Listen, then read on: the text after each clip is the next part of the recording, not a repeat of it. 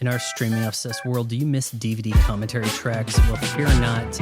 I, Von Fry, the most scorned critic on all of YouTube, am here to provide commentary tracks for the movies we love and sometimes love to hate. Tonight, I think we got a real good one for you. It's Star Trek IV, The Voyage Home, starring William Shatner, Leonard Nimoy, DeForest Kelley, and directed by Leonard Nimoy. But before we get into it, I want to give a quick mention to my buddies over at CalderaLab.com, makers of Earth's finest 21st century skincare. It'll have you looking a lot better than a humpback whale. Use my promo code FRY15 to save 15% at checkout. Okay, I've got my popcorn ready with the Reese's mixed in and the Himalayan sea salt. And we are going to crack open an IBC root beer.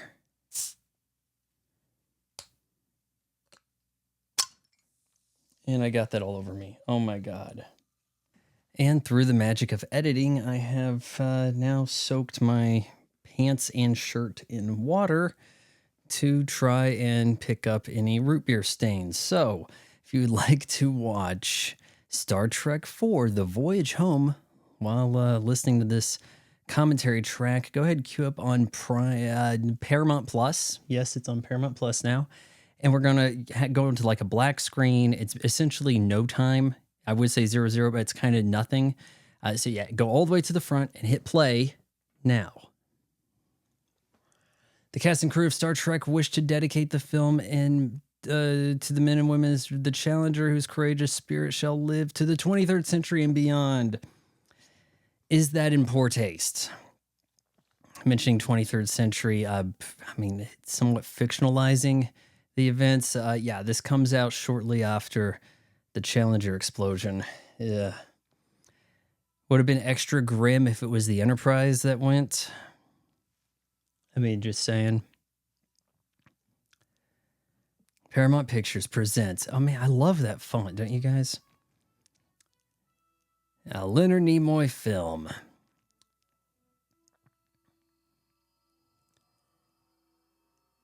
Star Trek IV, The Voyage Home. This is a movie that I think I discovered on basic cable, probably like most of you. Listen to the music here. It's a little bit on the jovial side. It sounds arguably Christmas-esque. And yeah, we've restored Leonard Nimoy's name here behind Shatner, but just ahead of DeForest Kelley, you know, well before the co-starring parts. This sounds lighthearted, doesn't it? It doesn't sound like a serious, dire romp. I think one might even be able to say that the search for Spock was possibly even more severe than The Wrath of Khan. Kind of take your pick. They're both playing it pretty serious. Majel Barrett's Commander Chapel. Ooh. Be on the lookout.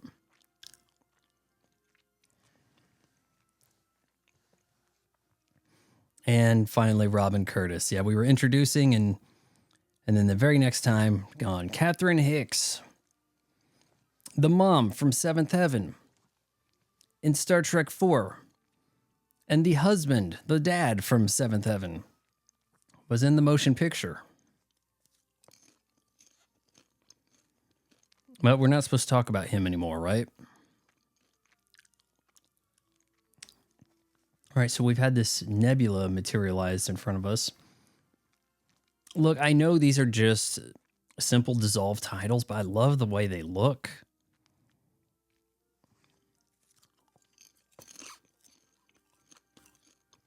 Leonard Nimoy putting some touches on the story.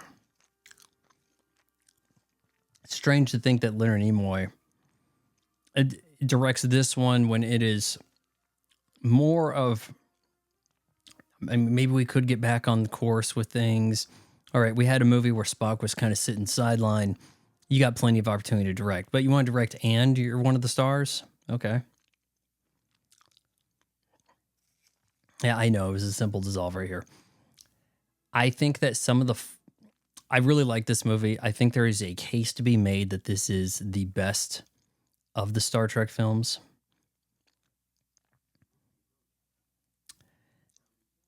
Most people don't bring it up. They will say,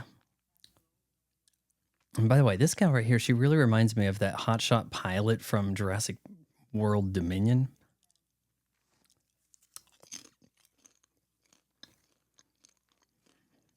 At any rate, I will say one of the kind of thorns in the side of this film, the continuously mysterious, and maybe it's better that it's mysterious, this probe coming along, taking things out, seemingly by accident. I don't mind that it's mysterious. It just seems like we're redoing the motion picture. Like you're watching the beginning of this, you're like, yeah, we kind of did this Voyager probe thing. It's searching for the creator. It's taking out everything. Yeah, there we go. We did that. Sick ass explosion. Oh man, holy barrel distortion on the side there, Batman. I think that was in part because they had to fudge the size of this room where they have this assembly.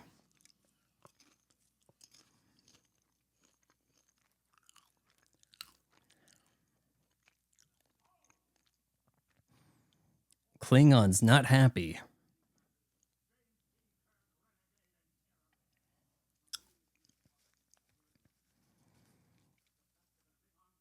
Bear in mind that, actually, let me look and see when this came out. This is right around the time of The Next Generation, where we've really more so ironed out the look of the Klingons.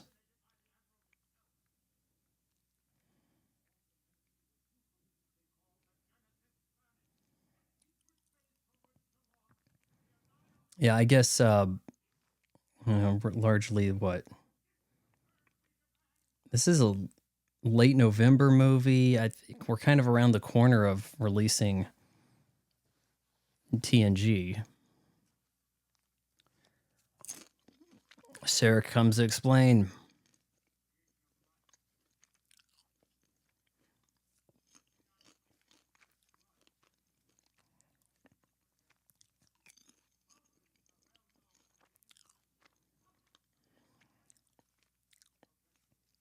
Mind you, the Klingons are not part of the Federation at this point. In fact, I mean, I think it's really Worf is the first Klingon to serve in the Federation, if I recall correctly. But the Klingon Empire kind of not really part of the Federation anyhow. I don't think so, but as cool as this meeting chamber looks, how does one get to and from one's seat here without causing a ruckus?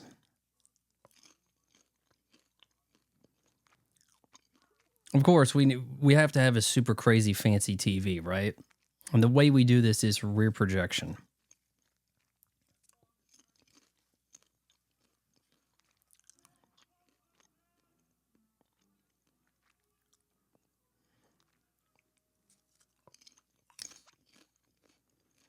Oh yeah, back on Vulcan, and I really like Spock's. Yeah, I mean that's a matte painting. It looks cool enough to me. With the bounty, looks kind of Star Wars-esque. It looks like some of the concept art you see floating around for Star Wars. Really, guys, you couldn't have done a better job painting on those letters. You didn't have some vinyl stickers. And then we come up with some excuse to get Robin Curtis out of the movie. All right, let's return home and face the consequences. What's the worst that could happen?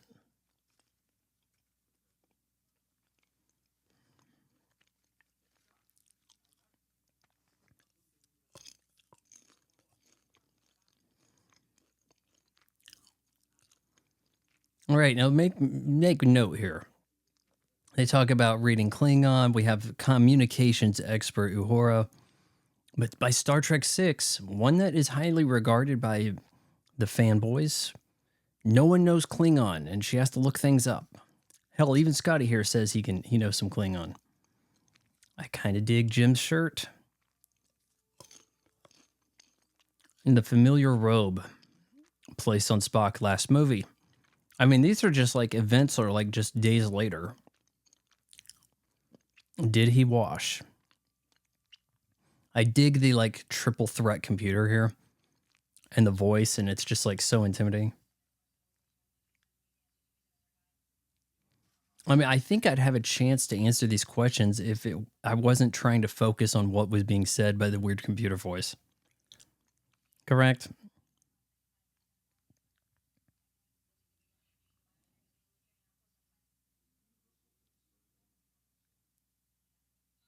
Correct? It's like when the other one's asking the question while the other one's going correct. It gives you the impression that he's getting back up to speed quickly, right? And given the task assigned to him, the first task really that he undertakes aboard the Bounty, compute for time travel. I mean, suppose we could say some Vulcans could do that. Is this the Vulcan to trust for this? I mean, given what he's been through. How do you feel? And I believe we have the woman that played his mom on the series. Not Winona Ryder. By the way, I'll tell you, man. Winona Ryder, even Star Trek 2009, still looking pretty good. It's a shame that statue fell on her.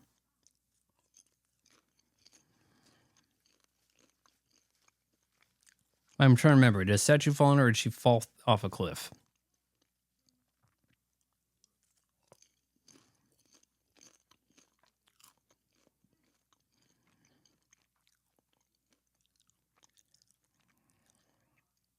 What did white girl see in the Vulcan guy?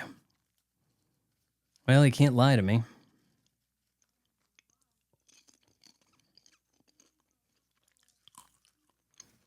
So he's not in touch with his feelings yet. All right, we got it.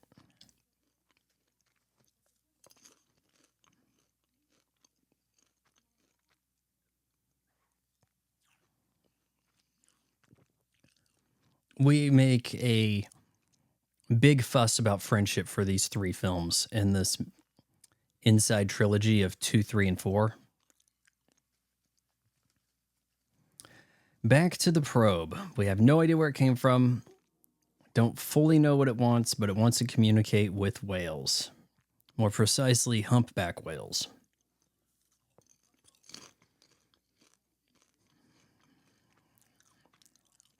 Now, there is a documentary, a bit of a docu-series on Disney Plus. One of the better things I found over there as far as original content. About industrial light and magic. I think it's called Light and Magic.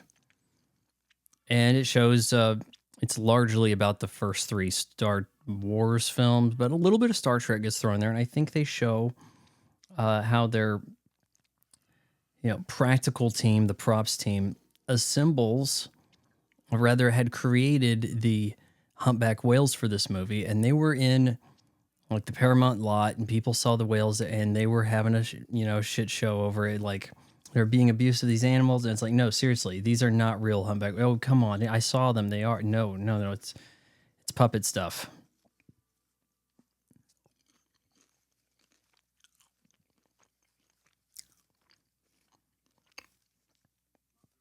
You see the Golden Gate Bridge back there, and they show it like that in other Star Trek stuff that takes place in this timeline, of course, but I don't really think it's operational. It kind of looks like it's got solar panels on it.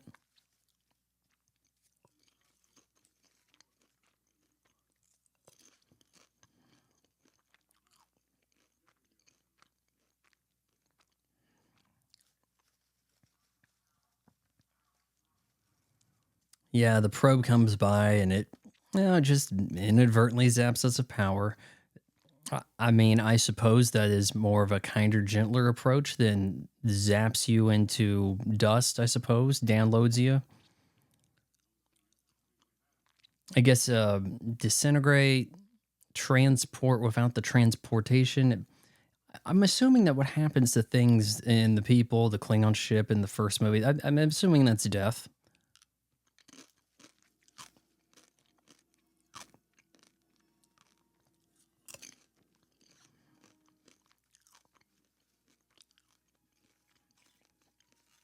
Yeah, let's work that matte painting. Where's the HMS Bounty written on the side? Come on, guys.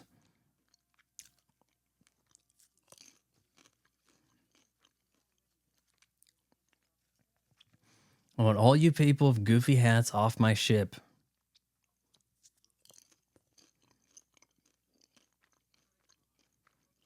I did not get enough butter on this popcorn.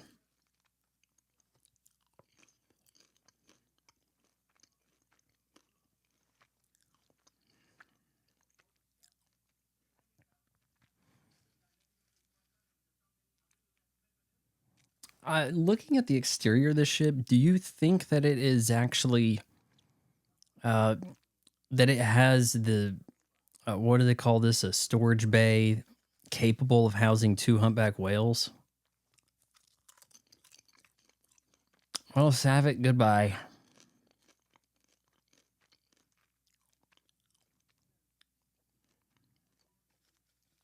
Yeah, please remind me of my son for the viewers who want to get caught up on events. He did die fairly bravely. He tried to fight off the Klingons and got stabbed.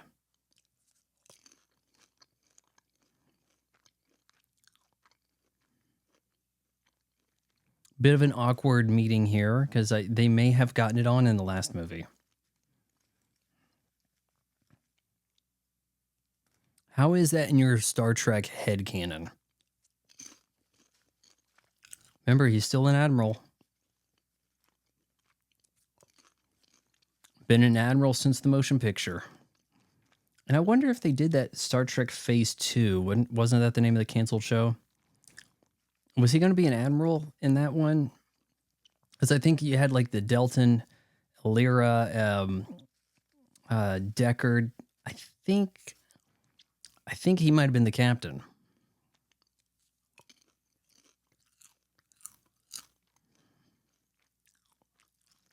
Actually, what I just called it, you know who I'm talking about.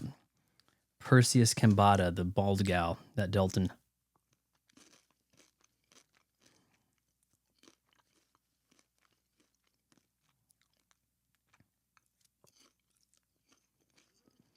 Bit dusty in here, ain't it?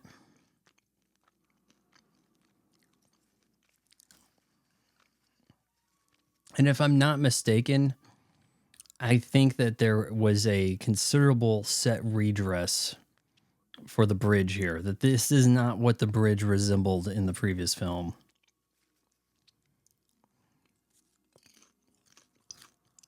All right, women, get off the ship. This is a man's job. You guys stay over there on that rock and see us. I don't know how you guys got there that quick. You just got off the damn ship, but yeah. You stay over there and watch us leave. All right, now have you watched Picard Season 3? You know Space Dock is pretty well armed. Space Dock has defenses. This is just total power shutdown.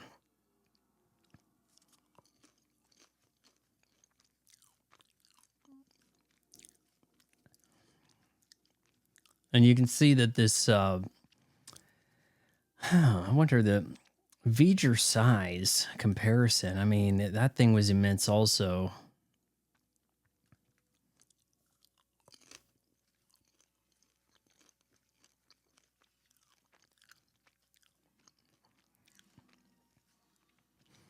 All credit to Uhura for identifying the whale songs under like a different frequency, compensate for the ocean. I think it's her who figures it out. Looking for something in the water, but species is extinct. Ship coming by looks awesome. It is so hard to beat actual multi-pass miniature spaceships. To do the composite the right way, multiple passes, get the lights, get all the different colors.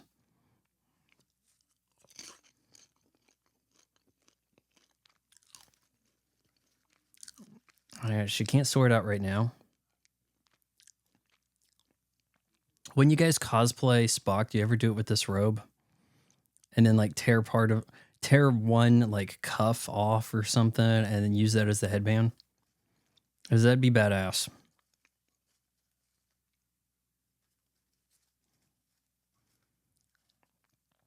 And these two are getting back to their weird rivalry of a friendship.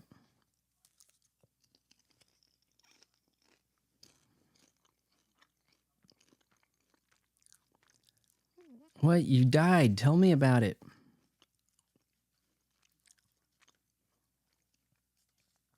You've boldly gone where no man's gone before. What? I have to die for you to tell me about it? You do not get scenes like this in modern movies. Everybody has to be frantic. We have to have a crazy shitload of edits. We can't just go reverse shot with a conversation. We can't do that. No. Because the teenage kids would be zoned out. They would be flipping over to their iPhone.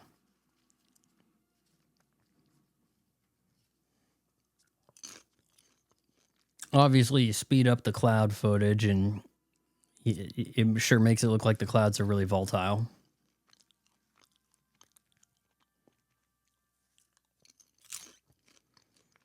I believe this guy in black here, I think he's president of the Federation.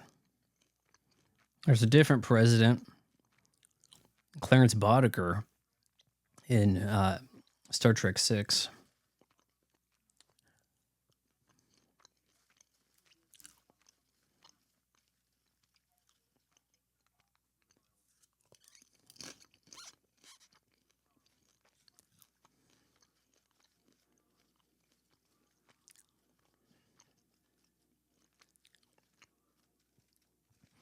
Isn't it weird how there's a sound effect for losing power?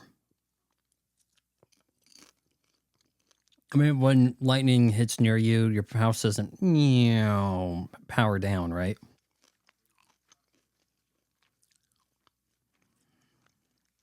Figured I should go to Space Dock. Actually, are these guys not at Space Dock? I'm trying to recall here. No, I think these guys are in San Francisco. Sorry.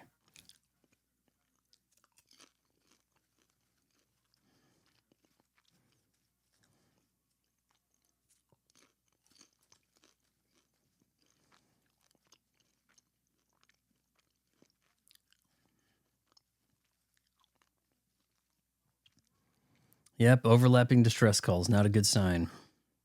Maybe we shouldn't go home.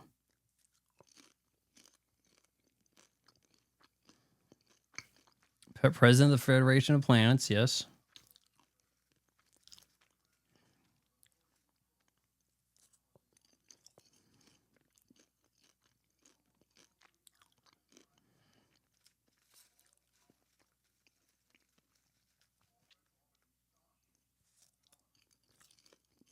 All power failure, really? Is that possible?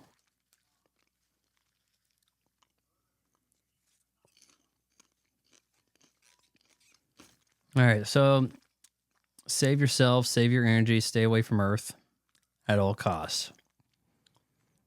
Now, the crew of the Bounty here could be thinking, well, we got off lucky. And that's how the movie should have ended, right? How it should have ended. Stay away from Earth at all costs. The Bounty then goes to what? What is it? Man, what's the name of the pleasure planet in TNG?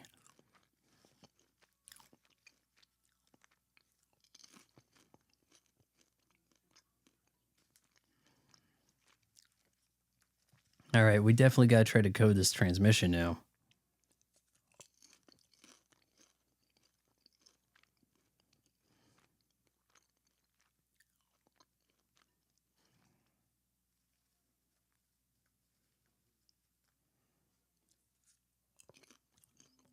Spock is really not equipped to know what this could be. He's had to try to regain all knowledge in the course of a couple days.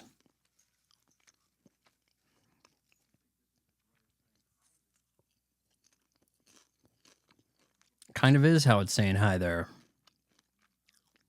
The arrogance of man to think that we're the ones it was sending the message to, of course.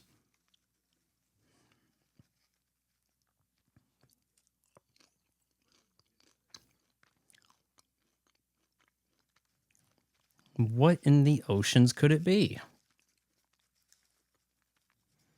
Homemade popcorn, man. I'll tell you, my Presto Pop Light. Man, I've had this thing a little over 6 months, 7 months, and it's just time after time, never burns anything. Amazing. And I'm also using those Orville Redenbacher kernels that you can kind of get in the jar at the grocery store. Good stuff.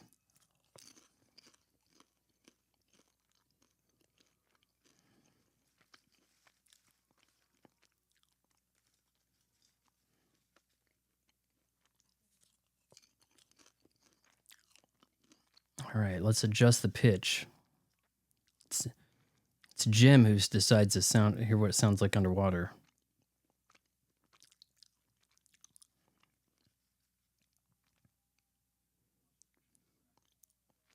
You have to say fascinating if you're doing the Spock cosplay.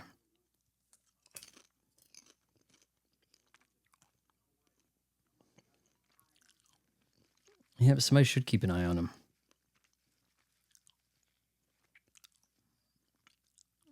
I'll go back. I saw the humpback whale.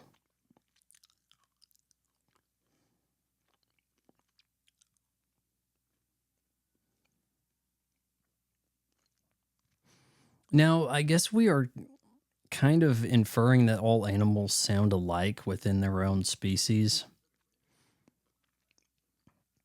Like, hey, that human, it sounds just like Arnold Schwarzenegger. All humans sound like Arnold Schwarzenegger, right? Well, all humpback whales sound alike, apparently.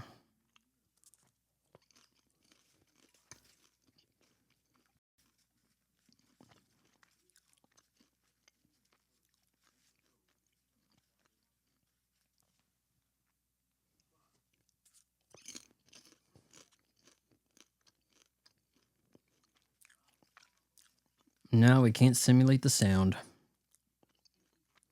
because we don't know the language. Written in a way to really necessitate the reason to time travel. We can't mimic it. We need the whales to respond.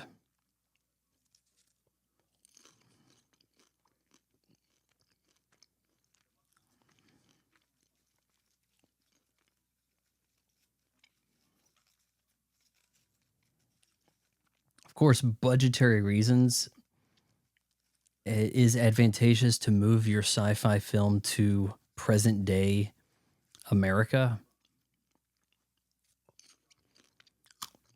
Bones is really against this, but then what would he propose to be the solution? Now, you just wait a minute. We don't got to be doing no time travel.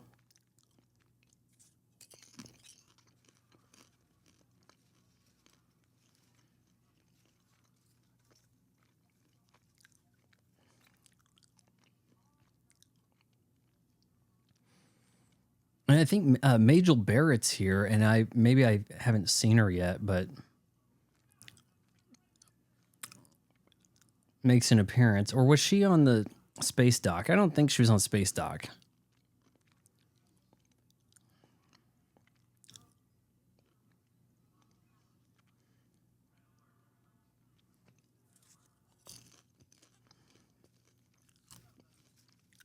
This bay. Not a ton of swimming room.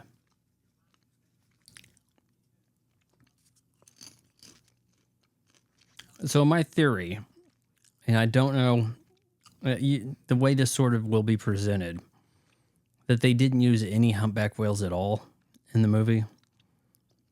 Is there a possibility that they used archival footage of some so that they didn't have to go out and get the footage to say that they were the ones harassing the whales or doing anything PETA would be upset about? Because this is like early day PETA upset right here, 1986, right? I don't think I heard about PETA. I think it was PETA that was on them. I don't think I heard about PETA until sometime mid-late 90s.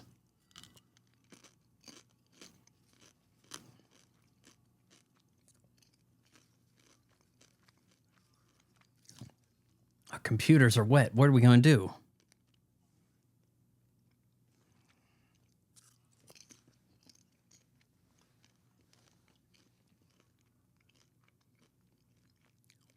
Well, He's gonna go time travel.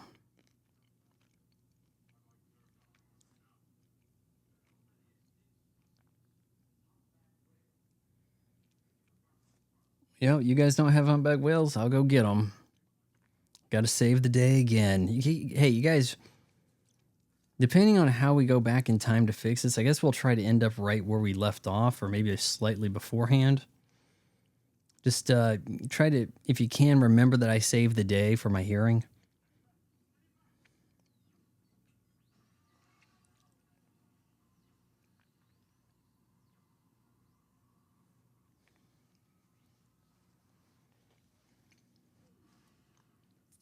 Yeah, I know there's a matte outline. Okay, it still looks badass. I love the swoop across, and I know you can't hear that in space. I know.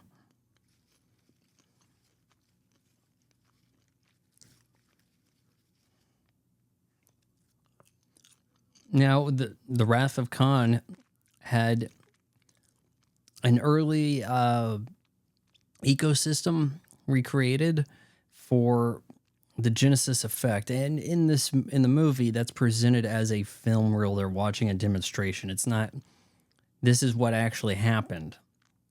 I think that it lives well in that space.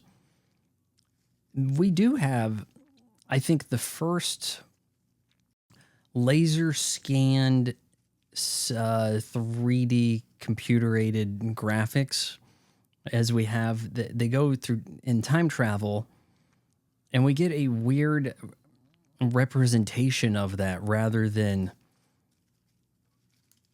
more of a direct view of time travel.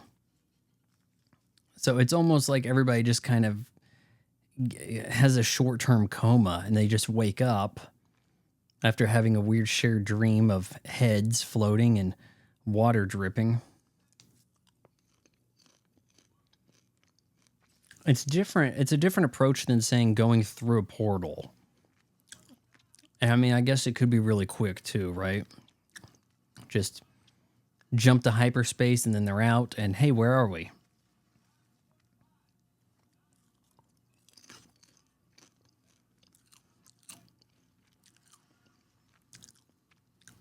I like how her, I'm okay. I'm all right. They were a little concerned there. Oh, I'm sorry. I said this was a man's thing, and we do have a woman on board. We just didn't need too many women. This looks so cool. I am not for certain how they created the surface of the sun. There are programs that can do that with a video effect, and that might be what was sort of overlaid there. Look how white the ship is all of a sudden. Here we go. They don't really call this the first morphing effect. That is always saved for Willow. Oh, Willow, the first morph. What we're looking at, I don't know. Is that supposed to be a whale? I mean, it kind of looks like a whale is a concept car torpedo.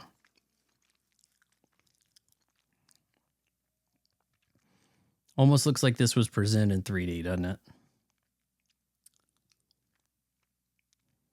I think they're only seeing this imagery because of their purpose for going back in time.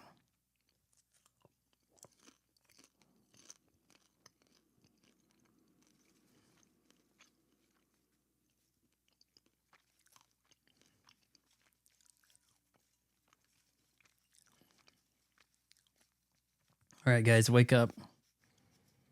Now, the primitive detection network of Earth, they'll spot us pretty soon. We have a little bit of time to... and also really well integrated. They're using the bird of prey, which has the cloaking device.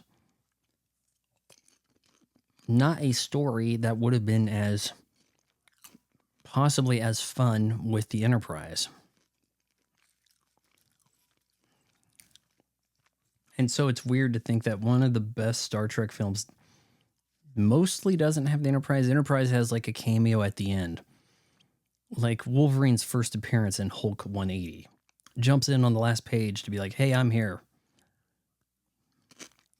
I think he'd challenge whoever won the fight between Wendigo and Hulk. I got next, bub. Visible to the tracking systems at the time. Hurry, let's get a cloak on then. Okay. We got to wonder for how long have they been floating out in, around Earth's orbit.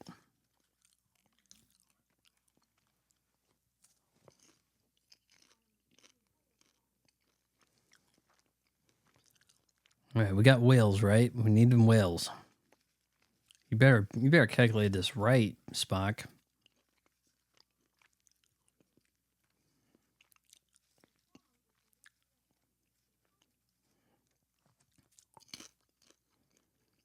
San Francisco. How convenient. Well, you haven't heard of a citation institute?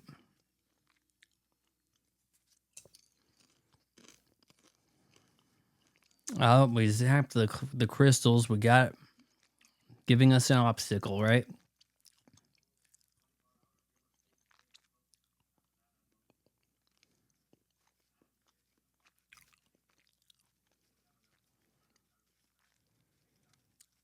We gotta. What can we find in the area to power this? To recharge the crystals?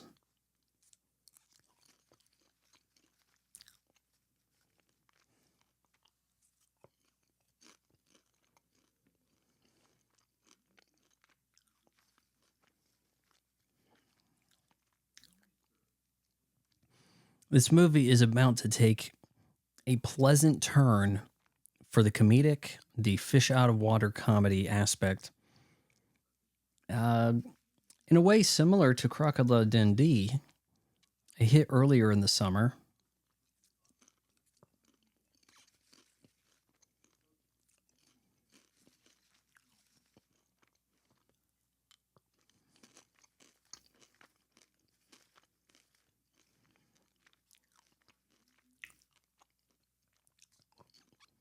A nuclear-powered Navy vessel.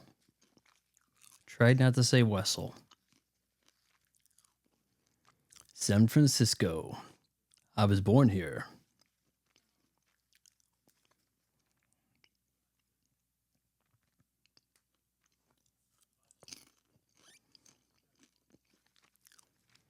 Yeah, I know. We have a composite shot on the screen. All right, it's not amazing. I got it.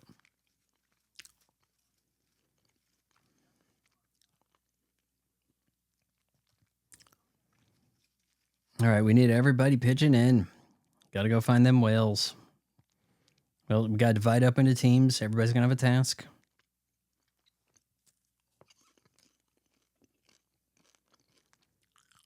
Spock, you might stick out a little bit.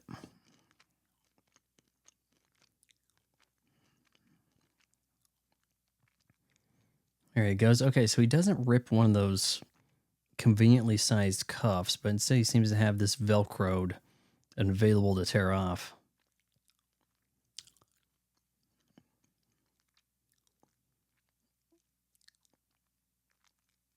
I'm not sure this alleviates the problem, but hey, karate was really in the 80s.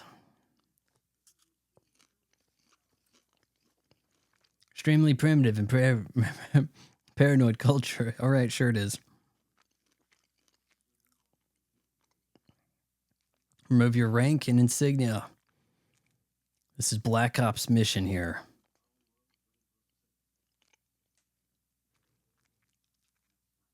And I really like how he tries to take this so seriously, and then funny things happen. But the response from the team is to try to play it serious. It's almost like a spoof. It is verging closer to, say, Airplane, where you have like the Leslie Nielsen deadpan serious delivery. But their lines are not intended to be funny, delivered seriously. It fits the character well. Somebody who's not from the time.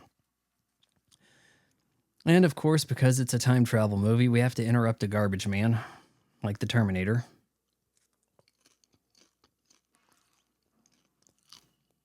cool effect.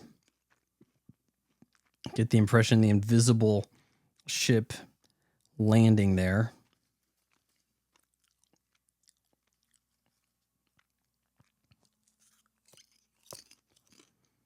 All right, scale of 1 to 10, scary.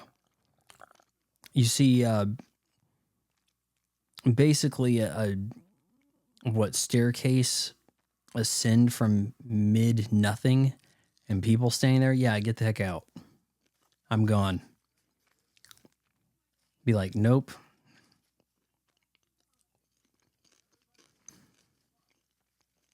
Remember where we parked. And everybody pitches in this kind of fun spirit. You don't have some naysayer who's being cruel or anything. Like, they're good folk. Cut to the fish out of water type music here. Double dumbass on you. I love that. It's hilarious. Yeah. What's your response? Well, you call me a dumbass? Well, double dumbass on you. Yeah, that told him. And a fish out of water saxophone in the city as we're walking by. That is the way to do it.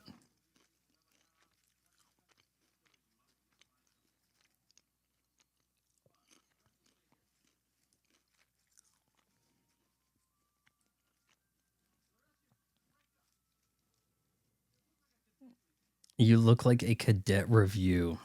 Come on up. Face different directions. Loiter a little. What do we do? I don't know. Whatever. All right. Making a bit of a callback here to the Wrath of Khan. Kirk was given these glasses by McCoy. See if we can change this in for currency. Yeah, yes, I have to give them to this guy so that I can receive them later. That's the beauty of it.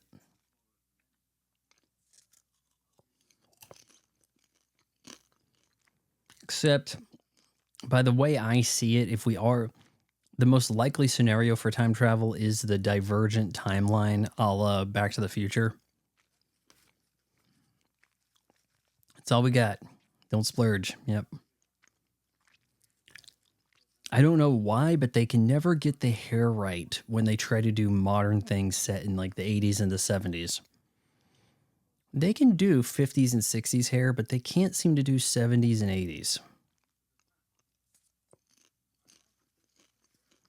Maybe there's just too many toxic products in the hair. George and Gracie. Citation. How? Citation.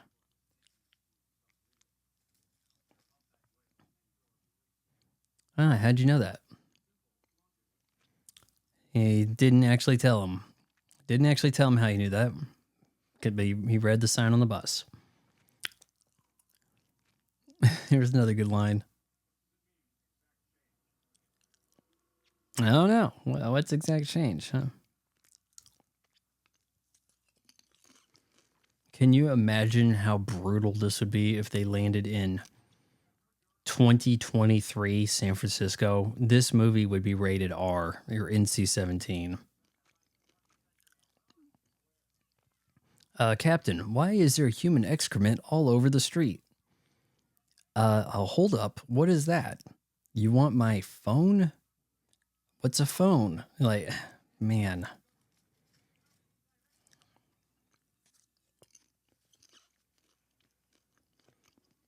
All right, now the comedy of this might get lost on you, but the joke is a Russian looking for a nuclear vessel, which is highly sus in 1986.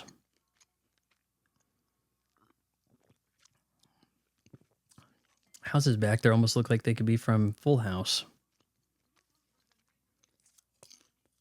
You know, I think the exterior of the Full House house was actually shown with them interacting in it in like one episode.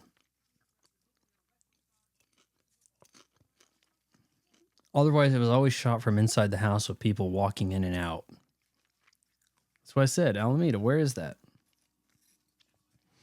This guy, the punk on the bus, same actor, returned in Picard season 2.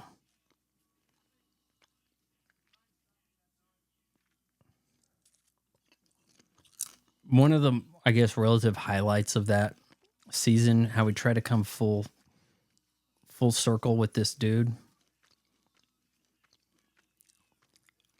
Man, well, the middle finger, is that a PG-13? Because remember, this is a PG. In an era where the PG-13 had been created. Instantly turned off the radio. It's like you had a dead man switch.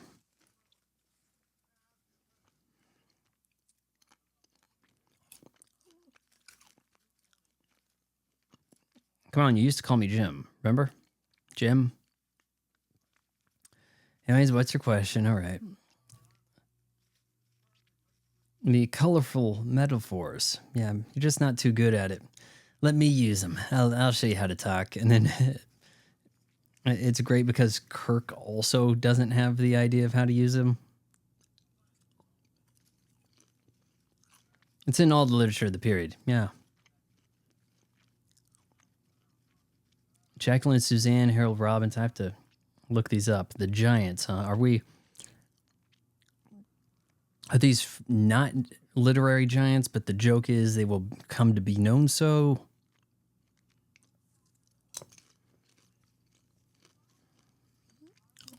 Wonderful World of Wales. Oh, look at that. We are taking a picture in front of the sign. You had to choose what you took a picture of back in the day. It wasn't just what you were eating. Here's Catherine Hicks. I watched her recently in Turbulence. Was that 1997, I believe? And it was strangely similar to Con Air. Because the gal who was stuck aboard Con Air, Rachel Ticotin, or maybe it's pronounced Ticotin, she was actually ground control in Turbulence. And Catherine Hicks, I thought she was given a pretty good job of a stewardess. But because she was Lauren Hawley's buddy stewardess, she had to die. And I didn't like that because, I mean, this is a gal who survived a Star Trek. She survived Chucky. I don't think her character was said to have died in Child's Play 2, though she wasn't reunited with her son. Maybe she got the Sarah Connor treatment.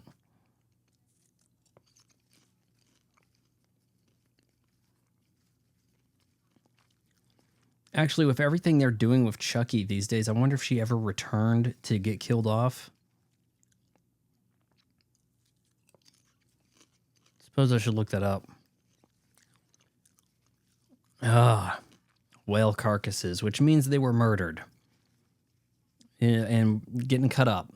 Is this inherently going to... Oh, this is still PG, guys. There's definitely something about mutilating bodies that are not human that makes things okay.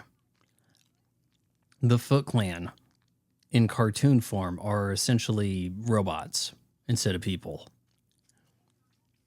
You blast aliens, it's way better than shooting humans when it comes to a ratings board. Catherine Hicks has really got the tour down. I mean, what are the odds that like your top research gal at your facility is also the tour guide?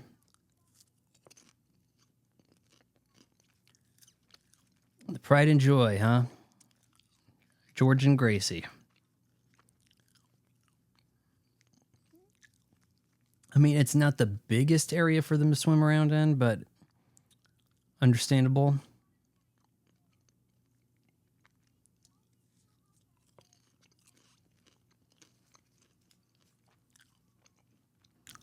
And I swear that's not a real whale. So I have been told. 45,000 pounds apiece. Those are heavy. I can't afford to feed that.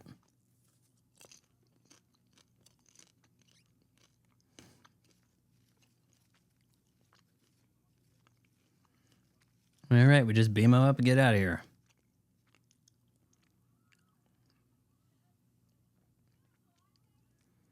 Hey, man, if it was a real whale, you probably couldn't time the blowhole action for you.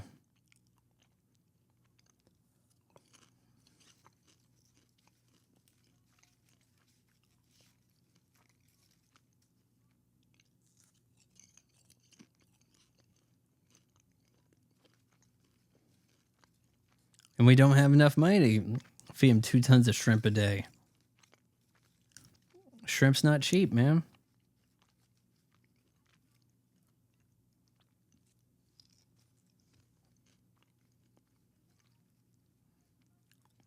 Oh, here we go. Why is there a man swimming with the whales? I have lost sight of Spock. Where could he be? All right, so we got a composite effect room here, and these are puppet whales. You could tell, I mean, there's a composite thing going on, but you can't really tell that those aren't whales. Maybe if we saw whales more frequently, we'd be able to identify it.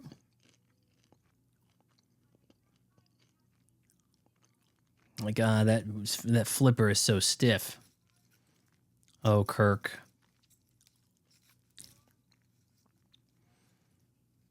All right, so we can confirm that the Vulcans can mind meld outside of humanoids. Maybe it's singing to that man. There we go, yeah. Funnier, you always have to have a small child or some elderly person point out the funny thing like that. Mom, why is there a man swimming? You know, it has to be something like that. It can't be a normal bloke.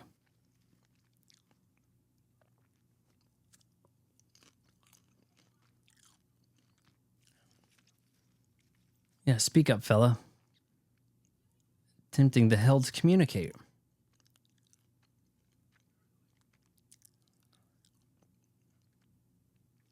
Yeah, don't call me Admiral around these people.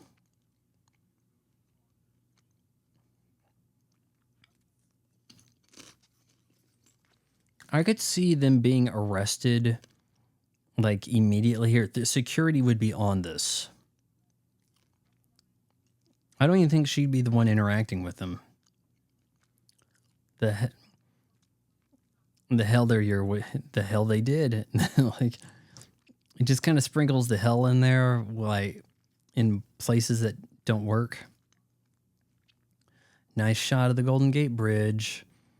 If this was done today, that would be CGI. Because they'd be like, well, it's just easier to use CGI in a green screen environment than it would be to actually set up and shoot outside the bridge here.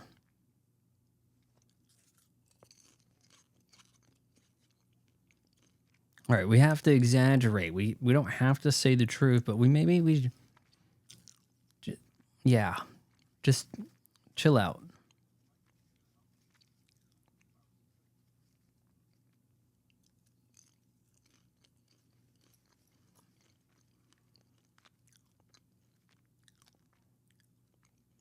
Is it not gross to get blowhole projectile water all over you, misting on you?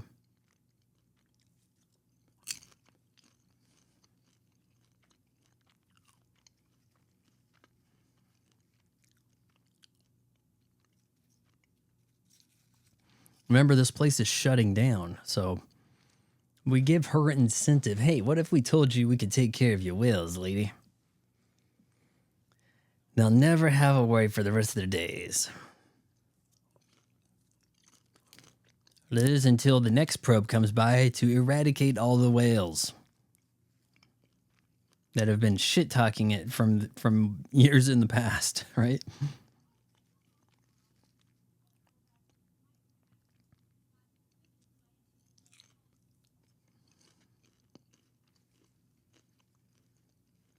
Oh, Bob, you played yourself.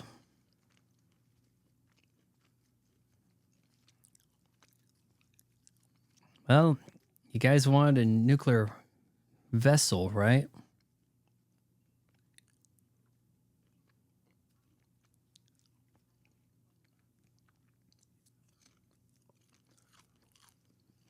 Oh, man, and we don't have much of the original cast left. Sulu, Chekhov, Kirk. Hope they're still around by the time I post this.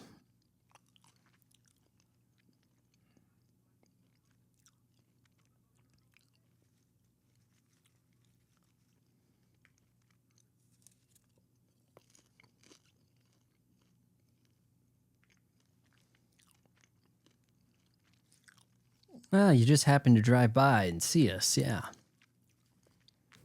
It's a small world after all. How convenient. What, we're playing cards? No, it's metaphors.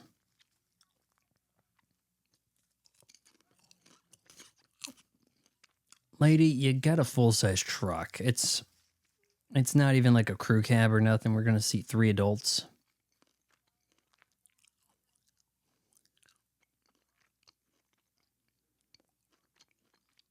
He was part of the free speech movement at Berkeley. I think he did a little too much LDS. What, Church of Latter-day Saints? See, Kirk is not really up on the culture of the 20th century either. Conflating things.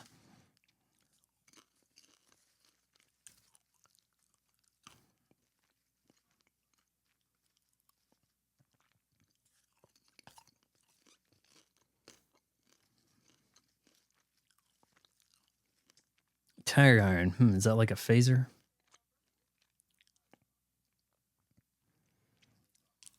He has memory problems. He was there.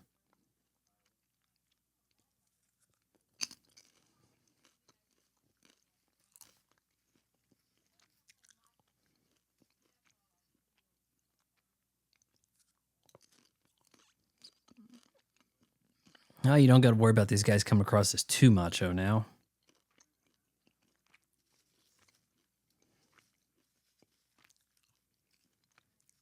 Well, it turns out as soon as we release these whales, there are hunters on standby. I don't know if, offshore whale hunting on American waters was legal in 86 or not.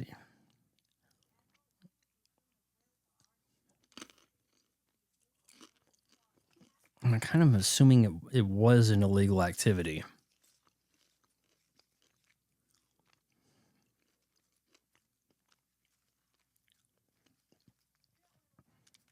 You guys, if you kind of back to 1986, you could have bought some of his houses, sold them about now where the market's still strong for mysterious, just really no good reason given the hellhole that San Francisco has become.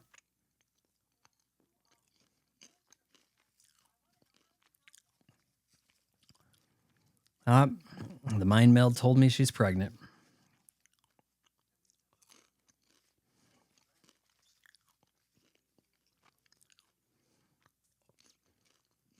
What if he mind melds with the doctor here and it's like, you need a man, right?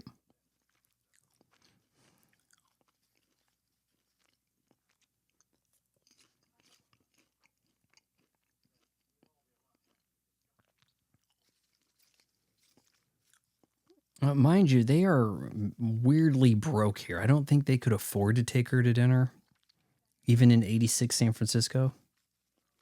No, yes, no, yes, no. I love Italian. And so do you. Yes. Okay, now I'll agree. Okay. Does she just not read signals? Because these guys who seem to be this sketchy are deemed dangerous.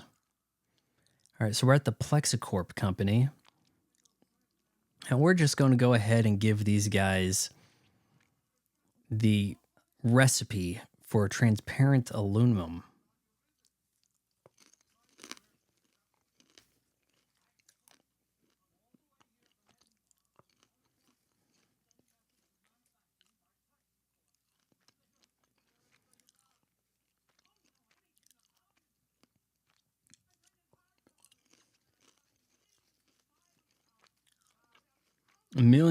Thousands of miles, yes.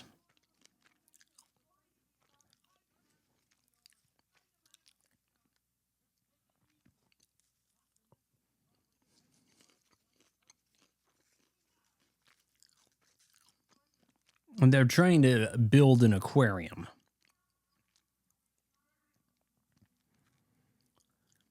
Which I'm not really sure why one needs to go about it with this approach when you don't need the glass to observe them.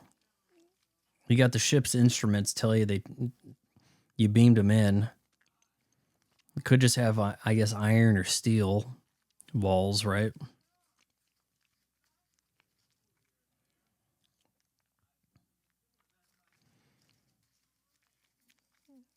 All right. How did Sulu get this helicopter? Headcanon? I think Sulu went down on the black guy.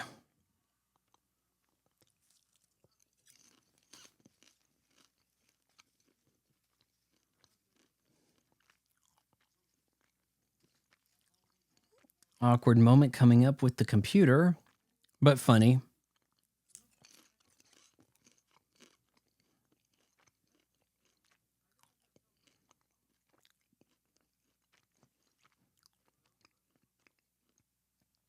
And of course, we're working with polymers. What else was there?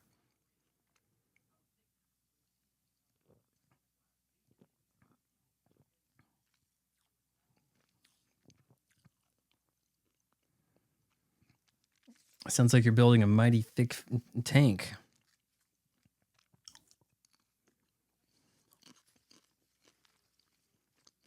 Why couldn't they just get 6-inch thick plexiglass to do this job then?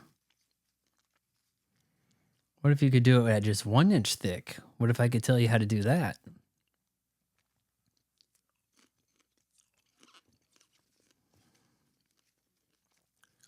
Ah, yes, the computer. I think it's an Apple.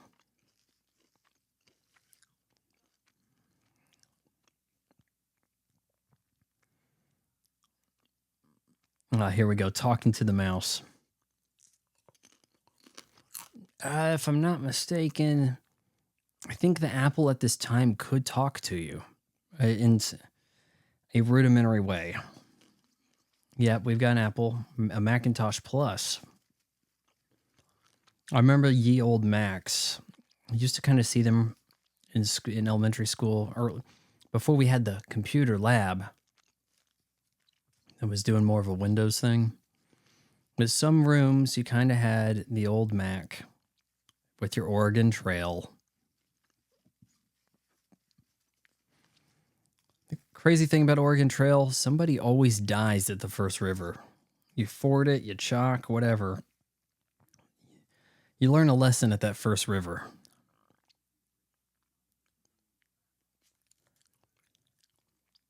All right, we got you the formula here. I don't know how he inputted all this stuff crazy fast, but yeah, and especially for a guy who's used to talking to a computer.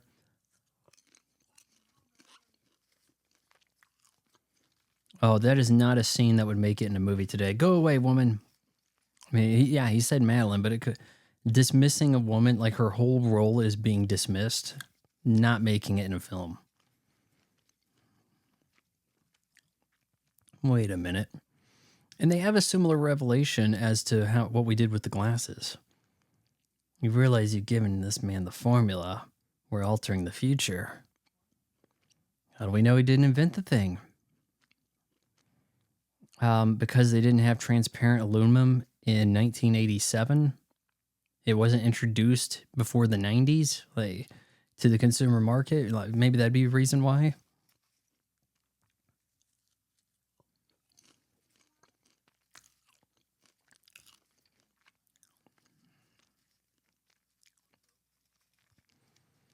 Yeah, we're not going to have you come for dinner. I mean, you said you like Italian, but maybe it'd just be easier if we just drop you off, Spock. Yeah, he'll hang around the bushes, sure. It's his way.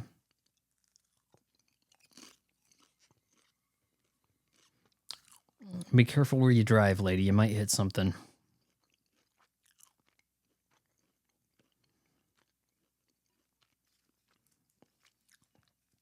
Man, when was the last time you saw somebody like toss pizza?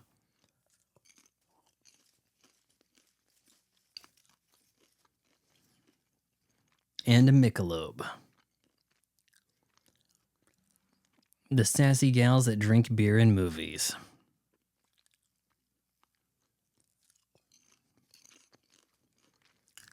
Was it the following year that she's in Child's Play?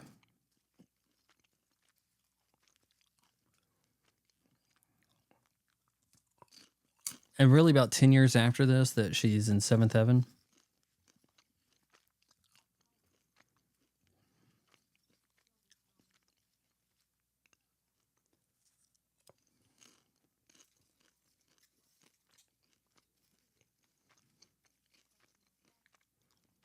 Oh, there'll be radio transmitters.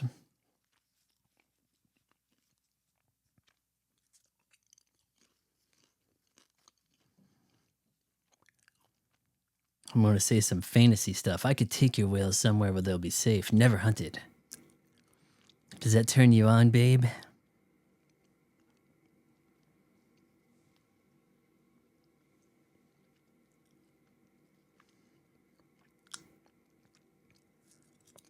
Well, you can tell I'm broke, but I do have many skills. You are buying, right? The beer is a little much for my palate.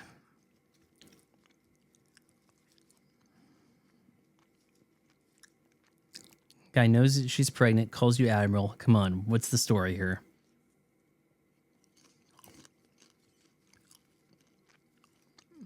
Well, I could take him to San Francisco Bay, just not immediately. That's one way to put it.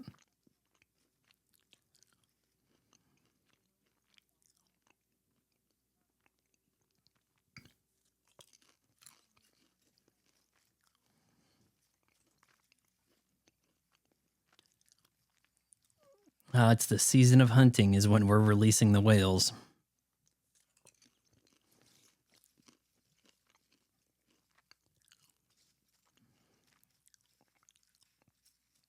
Tricorder beeping.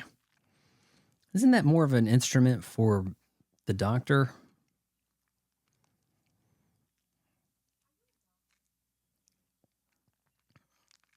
Isn't it, I mean, am I wrong, or is it a communicator that would be beeping, not a tricorder?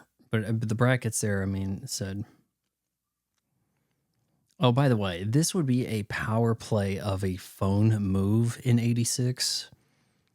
To be like, yeah, I'm so important, I have a truly portable cell phone.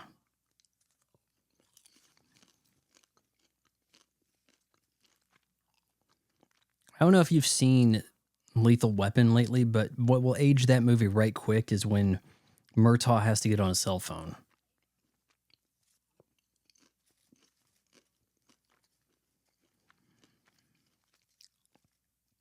All right, here comes the lowdown lady. And you'll see this moment here brought up in many a TV promos, bumper ad sort of stuff. It's, what is it? TBS's movie night. Here's a collection of things we might show.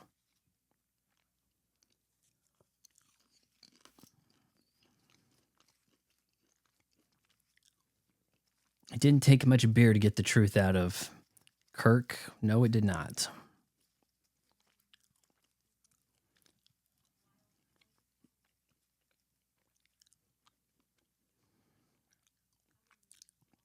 She doesn't believe you. She's just acting like it. She's just amused because her world's falling apart. Yeah, sure, whatever.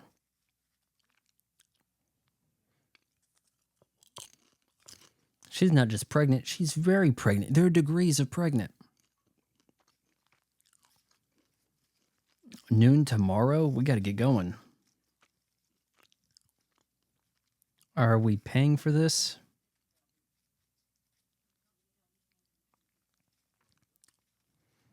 Yeah, but we don't have money. Yeah, he got Catherine Hicks to take him to dinner. They had a beer and she paid. That's the power of Shatner.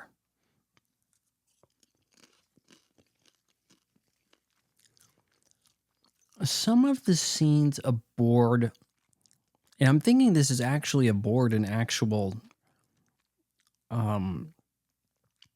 Navy carrier, and possibly actually the Enterprise.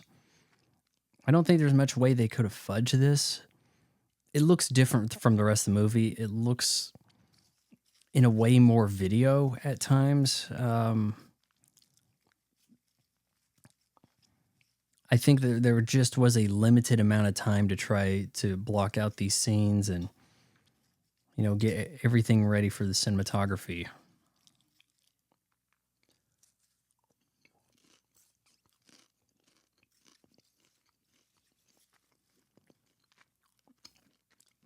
So yeah, it does look a little rough. You'll notice when Chekhov is kind of running away from people. And we get like lots of weird glare that wouldn't have been something that would make its way into more polished production. All right, we may as well show you our spaceship. Then you'll believe us.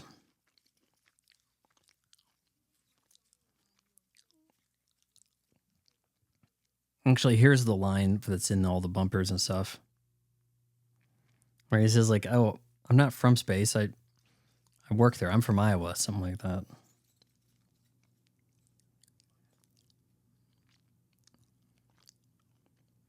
I'd rather have yours than somebody else's.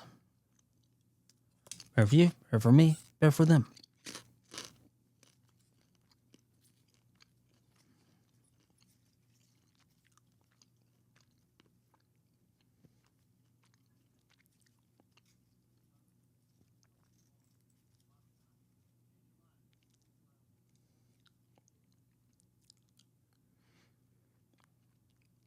Did I miss it? I thought, did he not say the line about being from Iowa?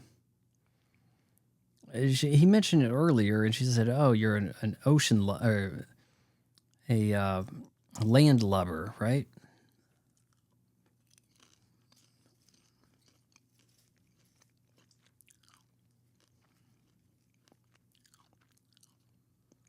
Boom! Flash a light, and he's gone. Oh, he could have ran off to the other side. Exit stage left.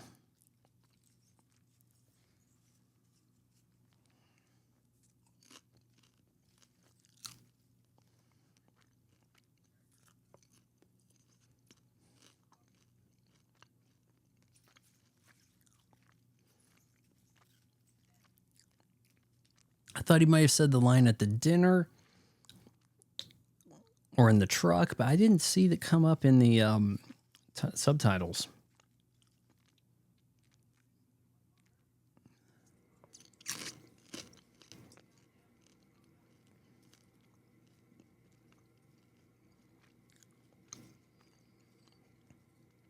All right, well, the team in charge of prepping the tank seems to have done their job.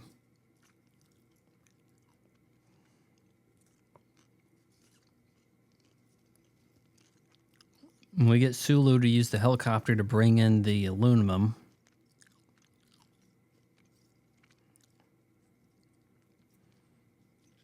Meanwhile, this is looking like a pretty authentic aboard an actual Navy ship.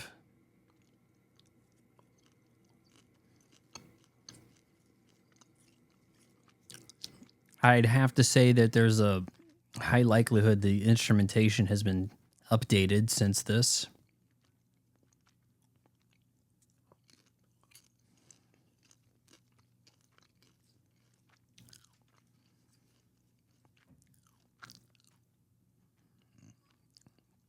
All right, so they had to do something like gather the photons from the nuclear reactor to recharge the crystals, something like that. It's not so much like stealing the nuclear reactor,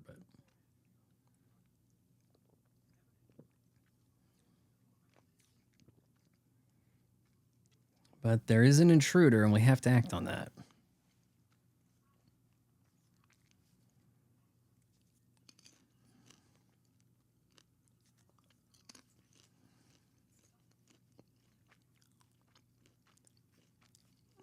Yep, nope, transporter's not going to work right now. I can get one of you.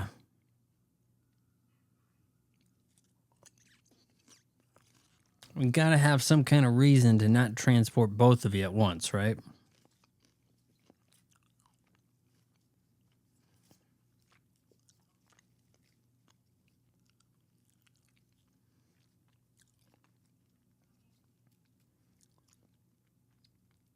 Chekhov's kind of got a cool suit, man. I'll give him that.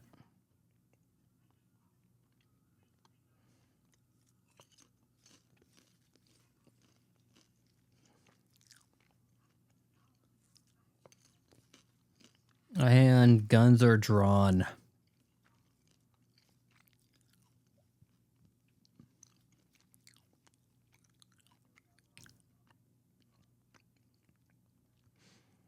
Not so sure that you couldn't transport him from where he is right now in front of these people talking to him if one needed to.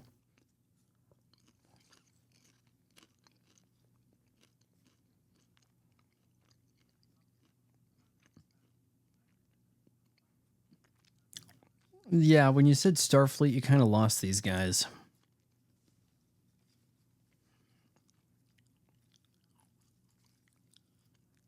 And you're probably thinking, Vaughn, you're doing a lot of nitpicking. I'm trying to show you that the movies you loved and grew up with, they're not quite flawless, but they have their charm.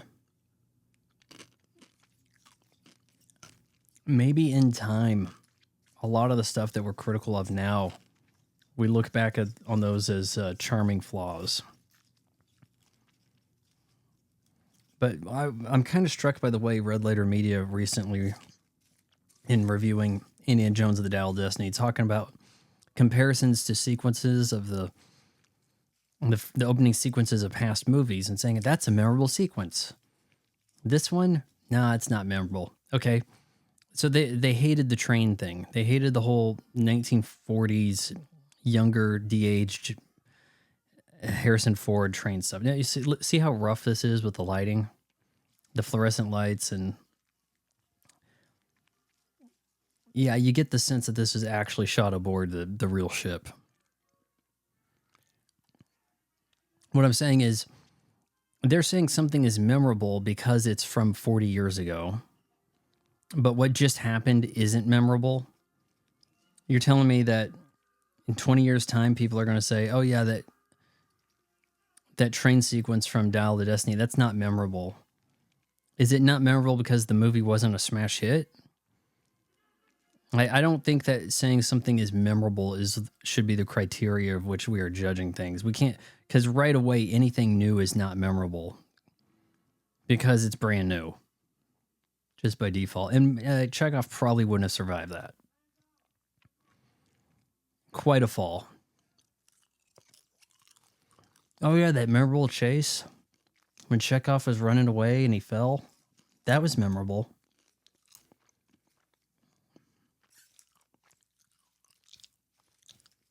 It just kind of seemed like they dismissed the movie based on being new. Like, one of the best parts, not memorable, okay? Not really a fair way to do this, but they've done a lot of underhanded things. Like, hey, Mike, you go see half of that Transformers movie, I'll go see the second half of it, and then we'll review it together, having between the two of us seen one movie. Or let's compare the beats that happen in the Transformer movies across all the Michael Bay stuff. All of the Transformers, the Hot Girls introduced at about the same time. All this, right? Okay, do that with things you like. Do the same thing to Lord of the Rings. And just because the beats of the introduction of the characters or the plot twist occurs at the same time, that's not indicative of something being bad. Well, we didn't just take the whales, we drained the tank. They did it early. I didn't want you to be alarmed.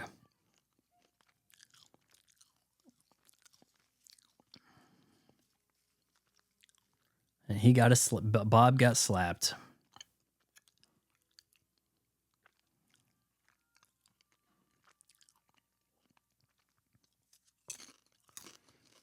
Well, you better go see those spacemen.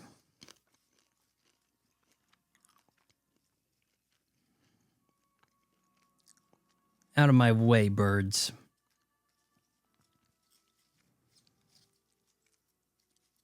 And no, that's not two whales being transported.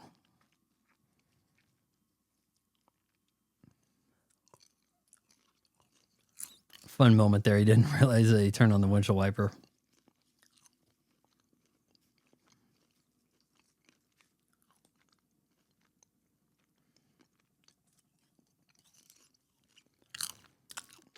Got to give it up for actual helicopter action in a movie.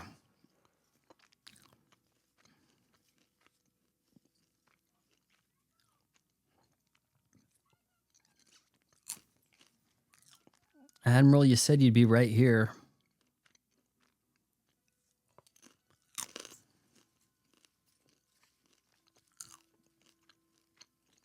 Okay, how high up is the bird of prey to be opening the door and see these people that high up in the air, like up in the trees? Oof.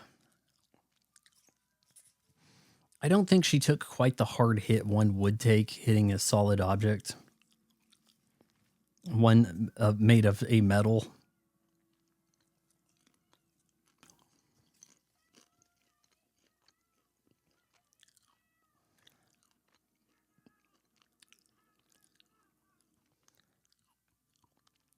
Uh-oh.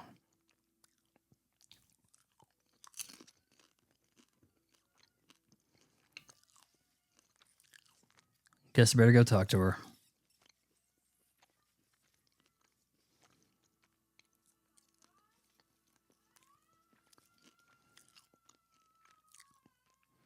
The unwilling participate of being transported.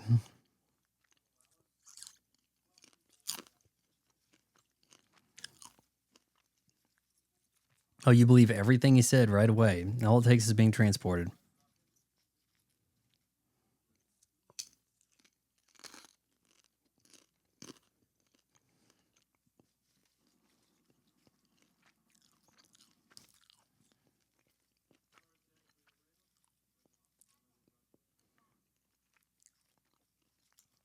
They're gone. What?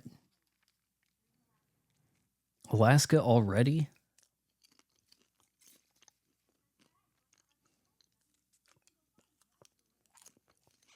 Well, we can get to Alaska pretty quick.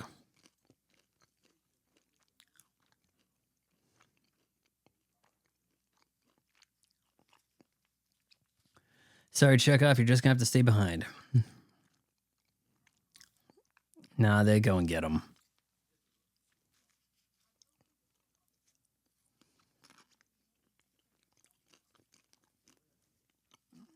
Emergency surgery? I'd sure hope so. I mean, I'd be surprised he even... severe brain damage or something. I mean, he's not expected to survive. No kidding.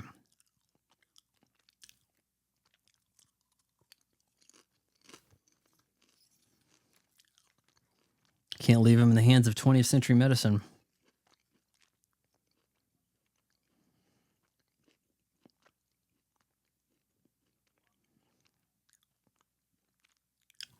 It's not the logical thing to do, it's the human thing to do. Good idea. Or at least well said.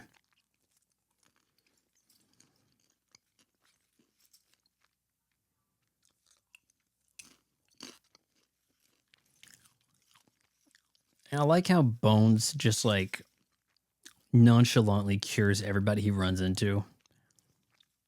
What? This is barbaric. You won't believe what they're doing here, Jim.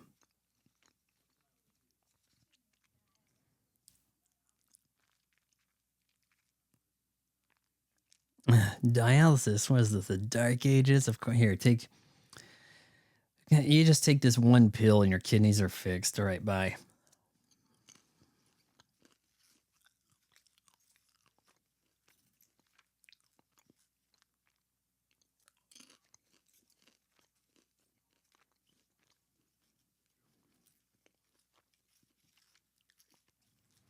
He's got security. What are we gonna do?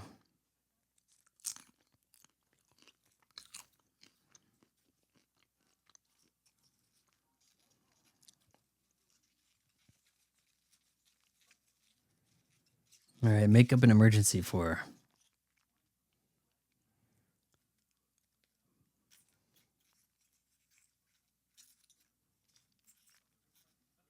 Look at just the disbelief on DeForest Kelly right here. Oh my God, what am I overhearing? This is barbaric.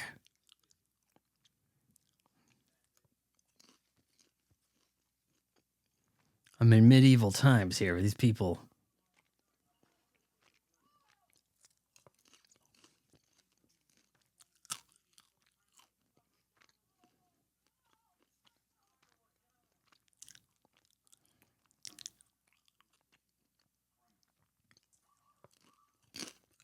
Oh no, they're going to cut into him.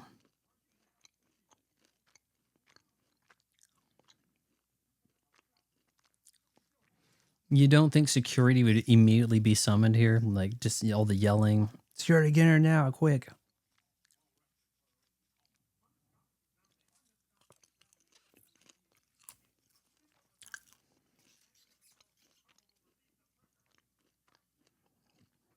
My God. Drilling holes to relieve pressure? What are you, insane? Butcher knives.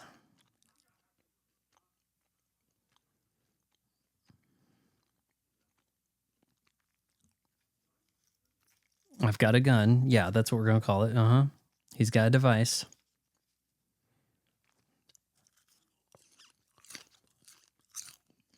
And you're locked. All right, good luck with that.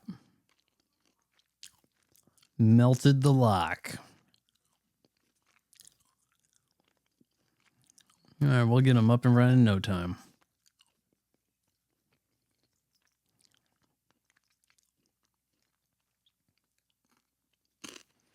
And the doctor's like, we may as well watch what's happening, right?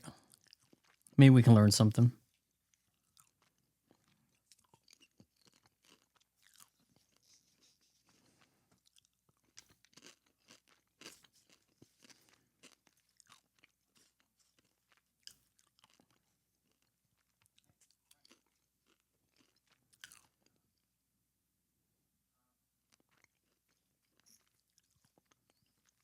Makes himself an admiral.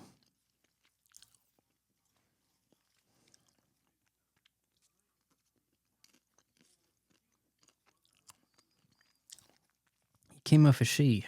One little mistake.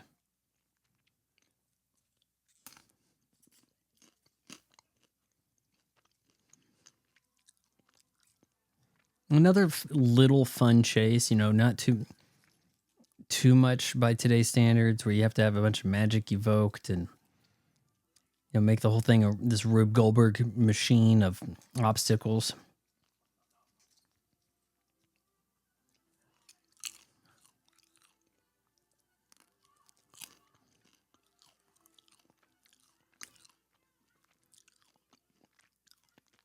Pills grew me a new kidney.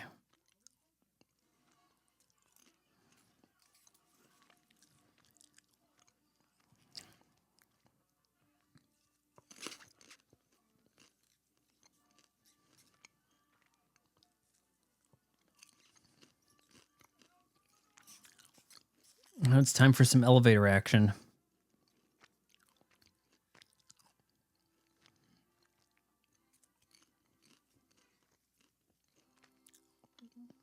And we warped. There we go.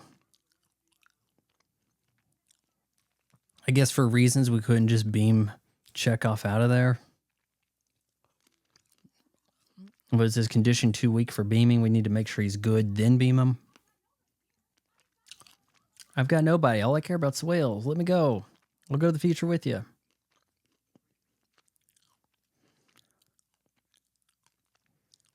Give us the radio frequency so we can detect the whales.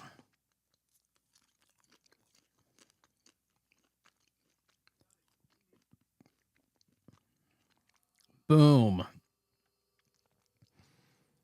Would jumping on somebody to beam with them work, or would that possibly kill the both of you? Scramble your signals.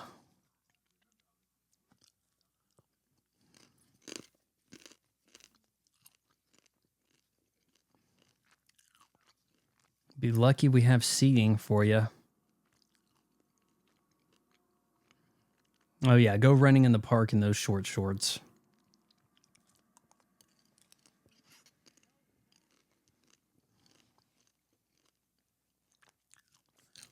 Not a real takeoff scene. We got aerial photography. The wind blowing at the joggers. It works. It's good enough. It's better than having something bad showing the ship lifting up.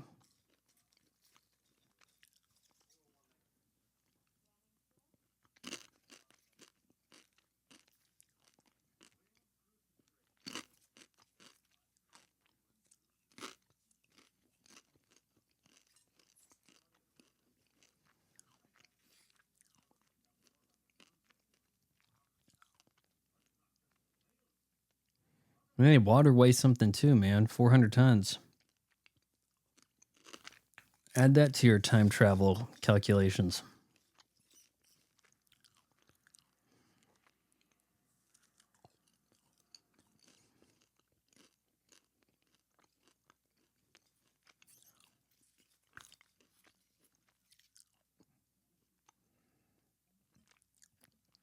In order to return to the exact same moment. And he's just going to have to take his best guess. This is kind of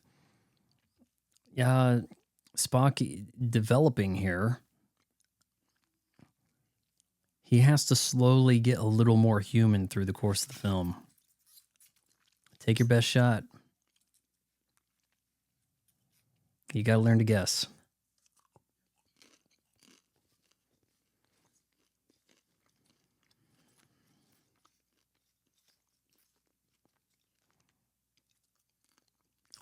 Ooh, doctor got the last word.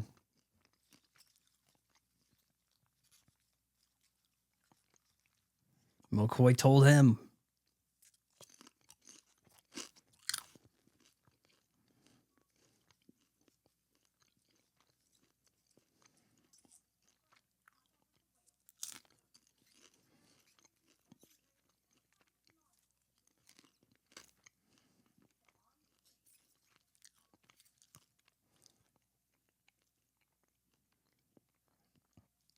All right, I can only assume that we just released these whales and they're immediately being hunted. And they get some insider information. Did Bob tell the poachers the signal to track these whales?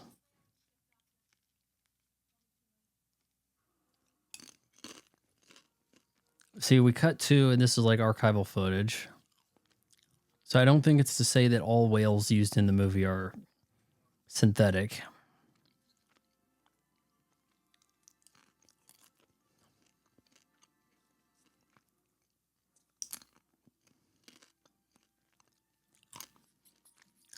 No, those are our whales, I believe. Again, we're cutting between some action here.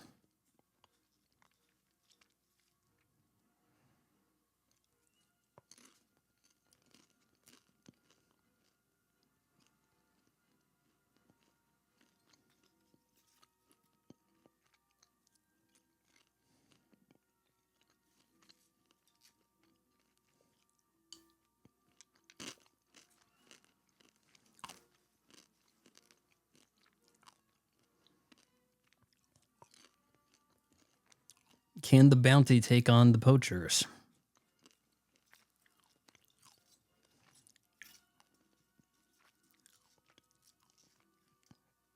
I think we'll soon see that the 20th century boating is not quite equipped for, a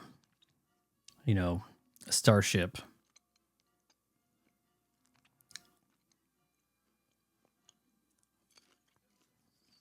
I think a lot of those shots underwater, I think those are the Industrial Light and Magic puppet. I think. Or I'm led to believe that they didn't use any real. But I mean, how do you make something like that swim?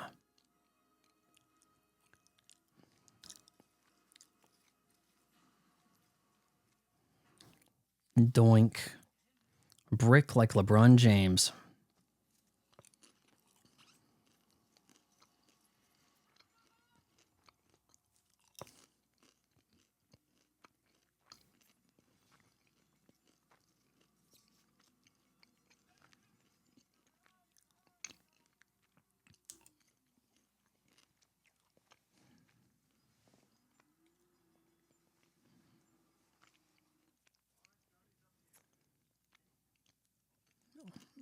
All right, let's beam them.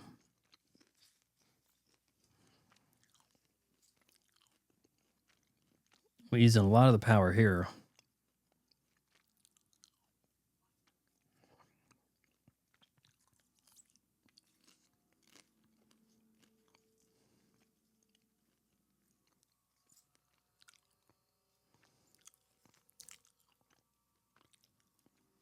And And did it work? Of course it's going to work. Come on.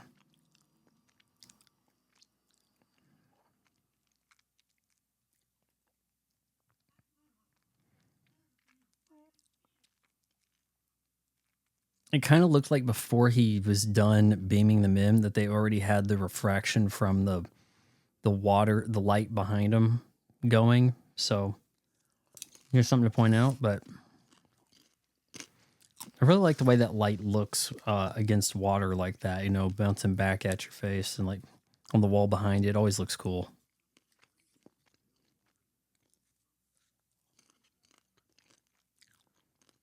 Because of the new weight and stuff and the exact figures, got to make a guess.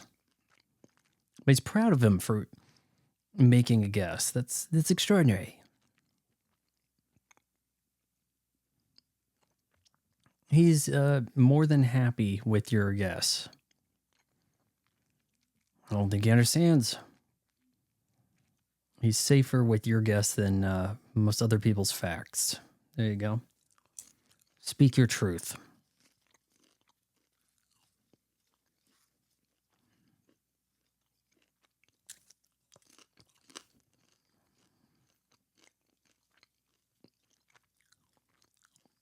All right, so we're assuming the whales recognize her and they're peaceful because of that. That may have helped.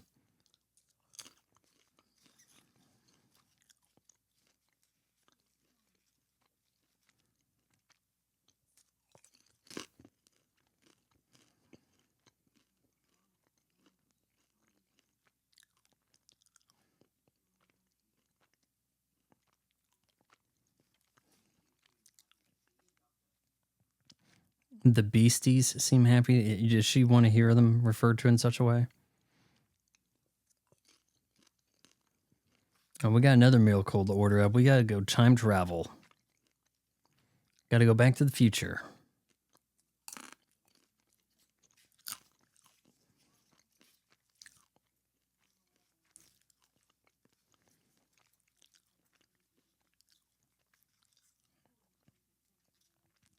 Hey, somebody in the 23rd century needs to be a whale expert. May as well be me.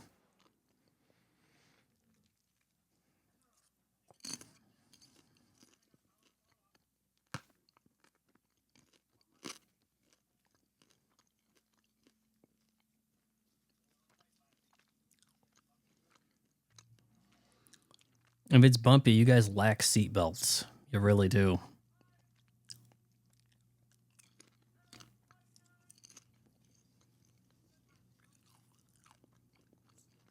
I'm wondering what exactly needs to be calculated for the trip to the future. Kind of seems like you get close to warp 10 and you angle towards the sun. Does your like angle of attack decide where you end up? When you end up?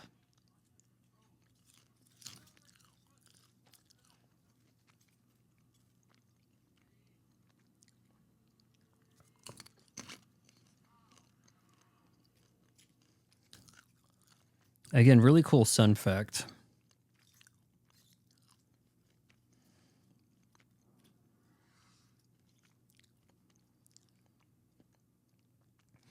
We have an easier transition to the future, just sort of let's fade in.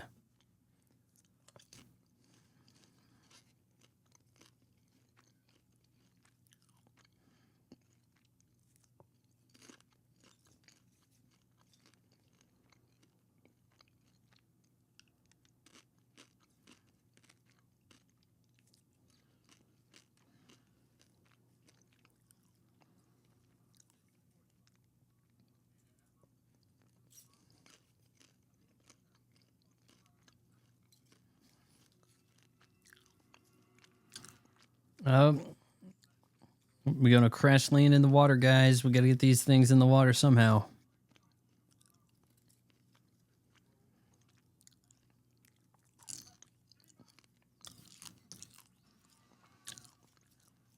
And there we go. Remember when that glass broke?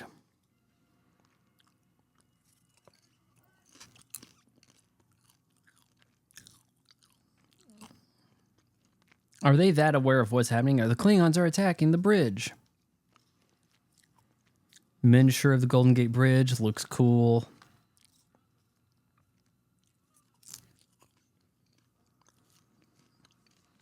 Miniature bird of prey skidding into the water. I mean, I'm okay with it.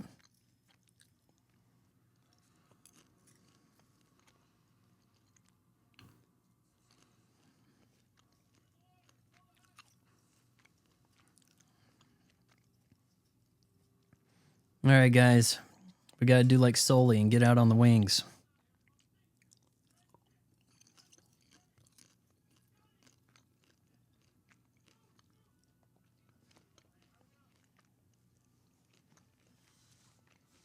I made a really bad choice wearing one of my very best shirts to do this. I just dropped popcorn on it. I had root beer all over it.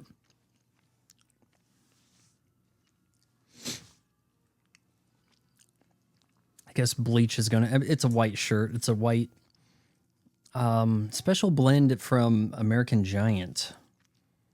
I forgot what they call this. Supima, something like that.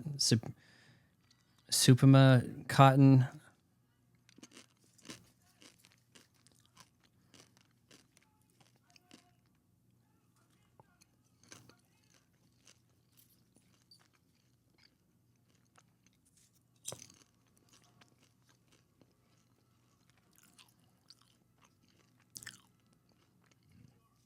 Nah, this is a happy PG movie. Nobody's sinking with the ship.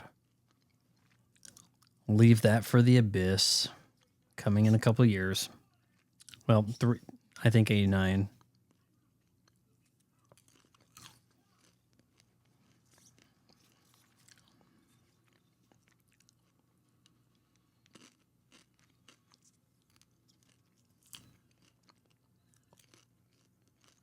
Speaking of the abyss, you know, we had Kirstie Alley.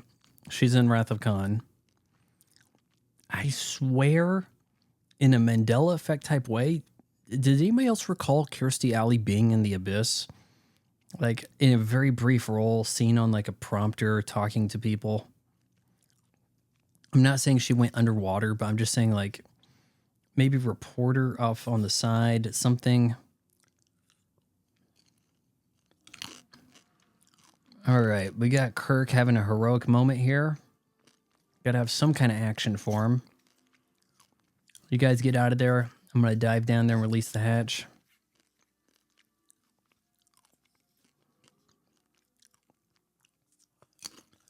That he knows his way around the ship that's not his and knows what button to push and everything is pretty amazing.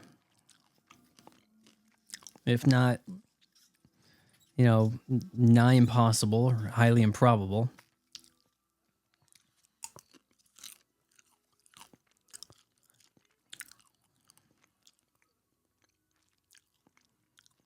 All right, we got to hope that the probe just simply wants a hello back from the whales and that they're in a good mood.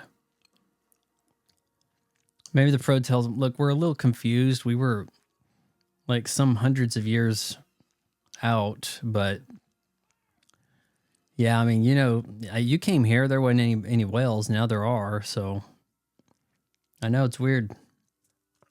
All right, well, you want to go? Like, our humans kind of need their power back. Oh yeah, I'm sorry, my bad.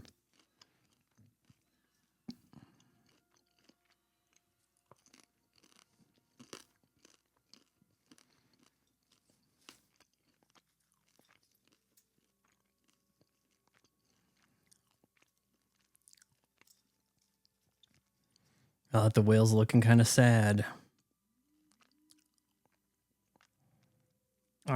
From what I've been told, these are not real whales. In that scene right there, which is pretty amazing.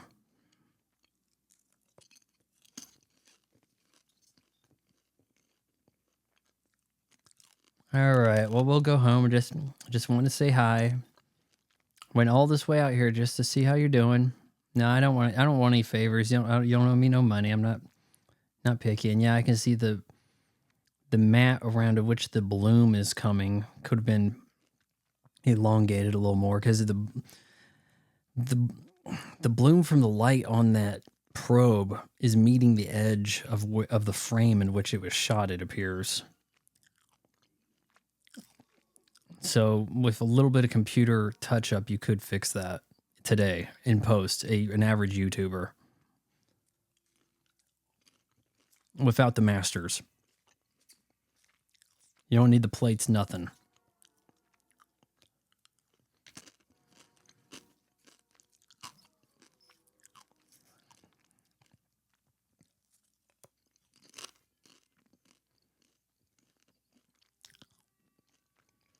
Yeah, as a director, Leonard Nimoy, it had to be going through his head, producers, editor, for how long can the conversation go on between the probe and the whales for us to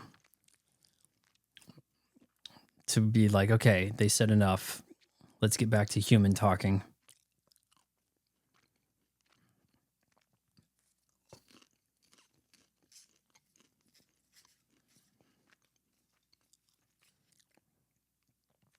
And you just soften the edges on some of these mats here.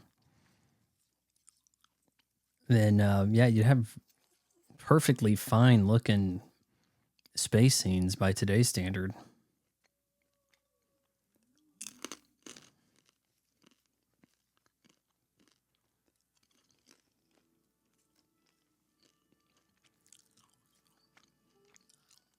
All right, the probe is leaving. You guys getting your power back yet?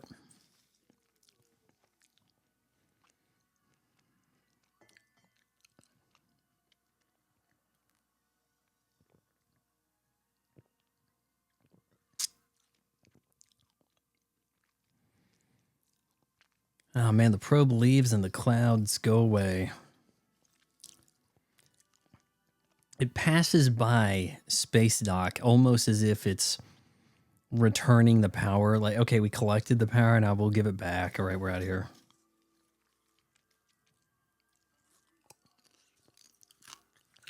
Shockingly, people didn't suffocate immediately. Sometimes you see that when power goes out in space stuff. All right, now, obviously not ILM whales. So I would say there has to be some real whales here, but more so archival footage. This shot here, you kind of get on the back of the VHS. Like the very end of the movie's on the back of the VHS. You know what? This is the funny Star Trek film. This movie helped show that you could do more with Star Trek. You could have several different things happening in Star Trek. There's more ground to cover in Star Trek than Star Wars. Star Wars told a very precise story. And the story concluded, and now we are meandering, resurrecting the bones of a corpse we once loved. Star Trek can extend beyond the core characters also. Now, our congregation looks a lot like the never-ending story.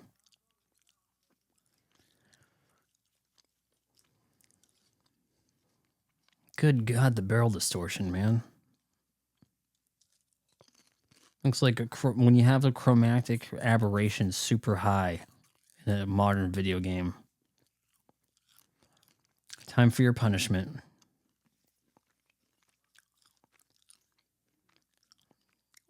We all stand together.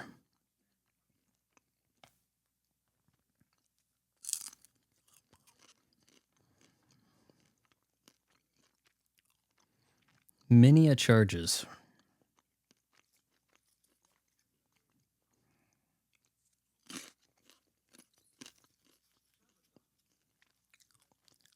Now, this is important because a big part of episode 6 stems from this ruling.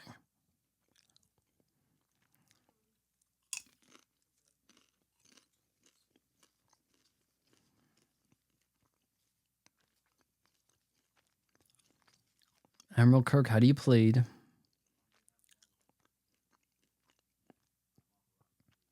We all plead guilty. Uh-oh, what's going to happen? And she's got some hip attire to dress Catherine Hicks up for the future. We're dismissing most of the stuff. Disobedience aimed slowly at Admiral Kirk. We have a special punishment for you.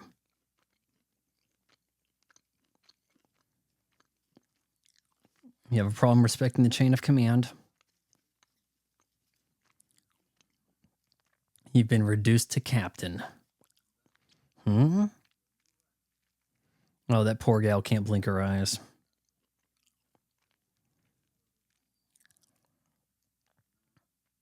However, you're an incredible commander of a starship.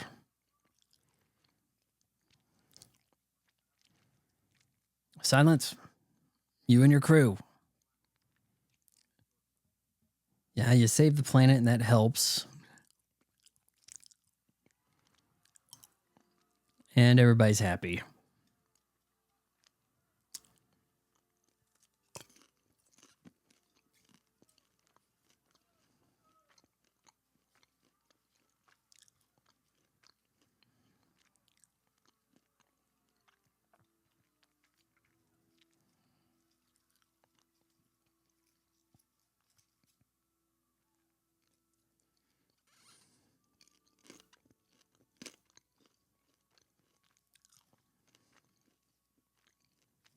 Well, it looks like you're adjusting to your new threads.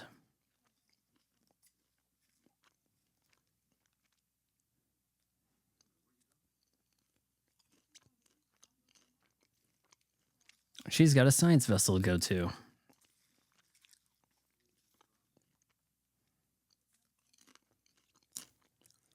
It doesn't have to be goodbye, but it is goodbye.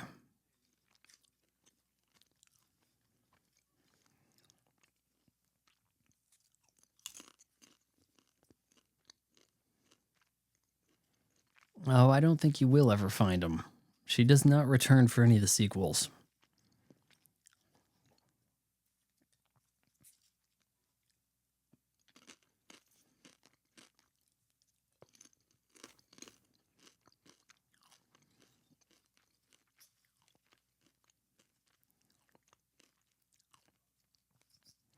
Ah, yes, an awkward father-son meetup.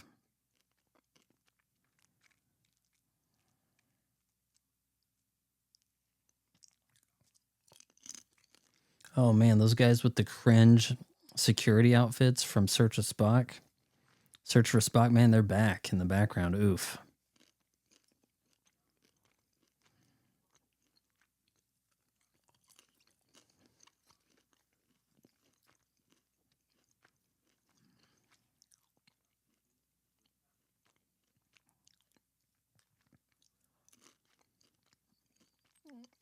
Yeah, they're of good character because they disobeyed to do a good thing, which got a bunch of Klingons killed, but the Klingons did attack them, and the Klingons will hold a grudge.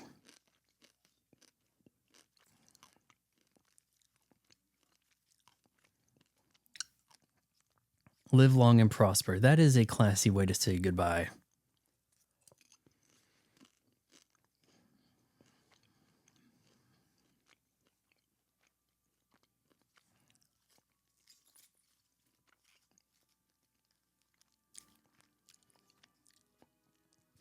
Now, the funny part is they don't yet know to what ship they've been assigned. You're being assigned to a starship. What do you think we'll get?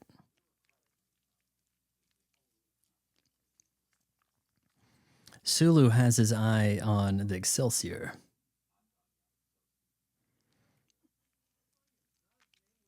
And I think in 6, it's by 6 that he's the captain of the Excelsior. And it actually comes in to help.